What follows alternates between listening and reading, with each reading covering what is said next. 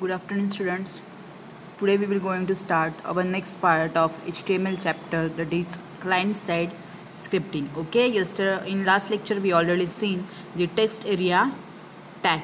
Okay, I hope all of you understand the form tags and its attribute. Okay. Next point is client-side scripting. There are a variety of scripting languages used to develop dynamic web pages. JavaScript was initially created to make web pages alive. They don't need a special preparation or a compilation to run. Using HTML, one can only design a web page but cannot implement any logic on web browsers, like addition of two numbers, check any condition, looping statements, decision-making statements. This is possibly by embedding JavaScript block into HTML. Okay. Scripting language.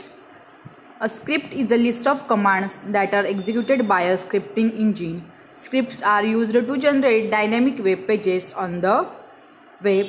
Scripts can be opened and edited by using text editor.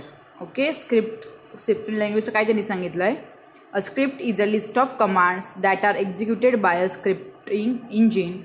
Scripts are used to generate dynamic web pages on the web. Scripts can be opened and edited by using a text editor.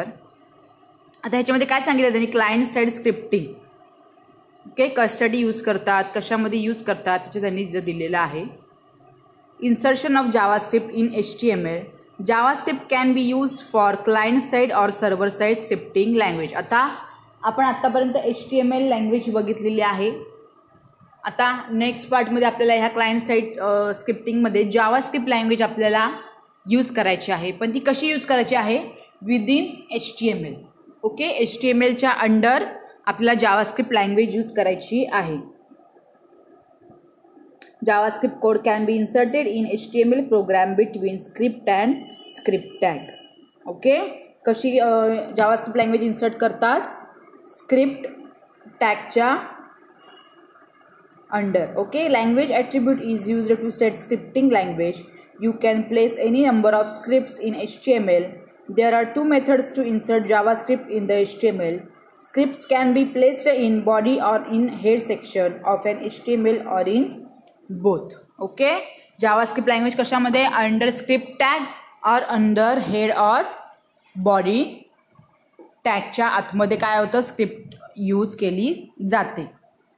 बघा इथे त्यांनी दिलेलं आहे कसे use केलेलं आहे JavaScript. ते normal आपला HTML प्रोग्राम आहे, सिम्पल बॉडी सेक्शनपर्यंत. ओके, त्याच्यानंतर बघा script language equal to JavaScript असं त्यांनी डिनोट केलेलं आहे. स्क्रिप्ट टॅग जावास्क्रिप्ट स्टेटमेंट तिथे यूज होईल. Script tag close, body tag, HTML tag close, हे त्यांनी सिंटॅक्स दिलेलं आहे कसं. आणि हेड सेक्शनमध्ये कसं यूज करतात ते त्यांनी दिलेलं आहे. बघा हेड, टायटल, नंतर डायरेक्ट टायटल, त्याच्यानंतर बघा script language equal to JavaScript, script tag close, head tag close आणि बॉडी टॅग स्टार्ट केलेला आहे. समजलं, either in body section or either in head सेक्शनमध्ये जावास्क्रिप्ट लँग्वेज यूज करतात. Okay,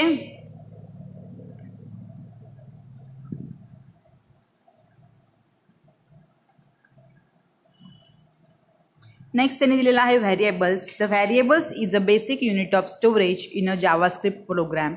Rules to declare variables. Variables name may consist of alphabets, digits and underscore and dollar character with following rules.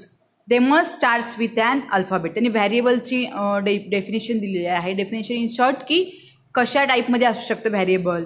They must start with alphabet. Okay, alphabet मध्ये ते काय करतात, start करतात. Upper case and lower case are distinct. This mean that variable sum is not same as SUM. Okay, either तुम्ही upper केसमध्ये लिहू शकता किंवा लोअर केसमध्ये सुद्धा लिहू शकता. पण जर तुम्ही आधी अप्पर केसमध्ये व्हेरिएबल डिक्लेअर केला असेल आणि नंतर तुम्ही स्मॉल लेटरमध्ये जर लिहिलं तर ते प्रत्येक वेळी सेपरेट त्याची व्हॅल्यू असाइन करतात. कॅपिटल लिहिलं असेल तर कॅपिटलच लिहायचं सगळीकडे, स्मॉलमध्ये लिहिलं असेल तर स्मॉलमध्येच लिहायचं. Okay, variable must start with alphabet.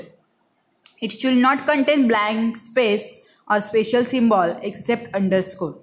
Okay, blank space किंवा स्पेशल सिम्बॉल ते एक्सपेक्ट करत नाही आणि अंडरस्कोर सुद्धा. underscore. Okay, standard keywords are not allowed as variable name. For example, document, while. Okay, हे असे वर्ड्स आहेत ते तो व्हेरिएबल म्हणून कन्सिडर करत नाही. Variable name can be limited up to 255 characters. Variable name in JavaScript is declared with keyword var. Okay, हे तुम्हाला फिल इन द ब्लँक्सला किंवा MCQला हा 100% प्रश्न विचारतो. व्हेरिएबल कीवर्ड जावास्क्रिप्टमध्ये कुठल्या कीवर्डने डिक्लेअर करतात, तर व्हॅर, VAR. ओके, जरा त्यांनी सिंटॅक्स दिलेला आहे, व्हॅर व्हेरिएबल नेम असं सुद्धा तुम्ही लिहू शकता सेमिकॉलन, किंवा var variable name comma variable name. To declare more than one variable names are separated by a comma. Okay, आपल्याला वनपेक्षा मोर व्हेरिएबल डिक्लेअर करायचे असतील तर कॉमाने तुम्ही डिक्लेअर करू शकता, किंवा डायरेक्टली तुम्ही जर सिंगल नेम असेल तर व्हॅर आणि त्याचं व्हेरिएबल नेम आणि सेमिकॉलन. ओके, बघा त्यांनी ते एक्झाम्पल दिलेलं आहे, कसं दिलं आहे बघा. Where A means variable A has been declared. Variable A, B, C have been declared. Variable Z equal to 40, Y equal to अशा प्रकारे तुम्ही व्हेरिएबल डिक्लेअर करू शकता. समजलं? ओके, क्लायंट साईड स्क्रिप्टिंग काय आहे ते समजलं. ओके, जो 11thला जो पार्ट होता, सॉरी 12thला पण आहे आत्ता, client side scripting and server side scripting. तर ते त्यांनी दिलेलं आहे, म्हणजे क्लायंट साईडला जे कुठले कुठले आपण प्रोग्राम रन करू शकतो, कसे करू शकतो, आणि सर्व्हर साईडला कसे करू शकतो, हे तुम्हाला मी पुढे शिकवेन. Okay, understand? इथपर्यंत समजलं? आणि तुम्हाला अजून एक मी सांगते की आपल्या गुगलवरती तुम्हाला जर अजून इन्फॉर्मेशन व्यवस्थित नोट्स वगैरे जर पाहिजे असतील, किंवा अजून तुम्हाला इन्फॉर्मेशन हवे असेल प्रत्येक टॉपिकबद्दल, आपल्या HTML कुठल्याही लँग्वेजबद्दल असेल इन IT फील्ड, ओके, फक्त तर तुम्ही W3 स्कूल वरती तुम्ही सर्च करू शकता. ओके, ह्याच्यावरती सगळे ट्युटोरियल्स असतात प्रत्येक पॉईंटचे, HTML, जावा, ज्या बरेच लाईन्स आहेत, आपले पॉईंट्स आहेत, त्याच्यावरती त्यांनी ह्याच्यामध्ये सगळं CSS, JavaScript, SQL, Python, PHP, जे तुम्ही इथे सर्च, तुम्हाला सपोज HTMLचं पाहिजे असेल तर W3 स्कूल HTML हे बघा इथे दिलेलं आहे, ते तुम्ही सर्च करू शकता. म्हणजे जे आत्ता आपल्याला लँग्वेजेस आहेत, जे आपल्या बुक्समध्ये आत्तापर्यंत आपण शिकलो त्याच्याबद्दल सगळे ह्याच्याबद्दल त्यांनी माहिती दिली आहे. एक W3 स्कूल आहे, त्याच्यानंतर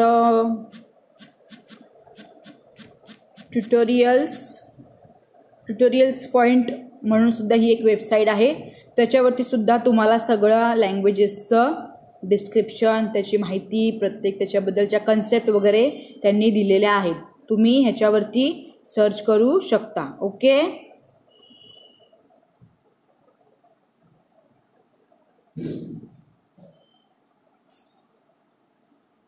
okay, tutorials point and W3 schools ह्या 2 वेबसाईट्स आहेत, त्याच्यावरती तुम्ही सगळ्या आपल्या HTML, जावा, परत